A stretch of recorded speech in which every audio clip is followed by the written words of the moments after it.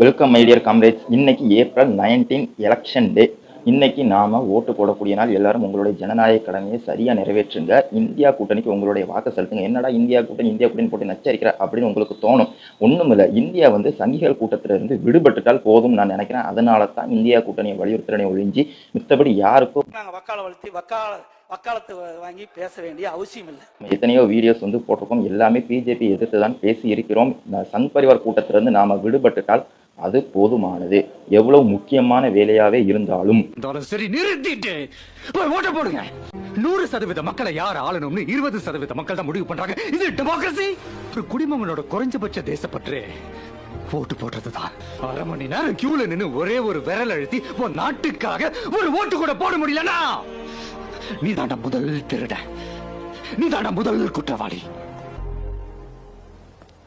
எடாம voter idea.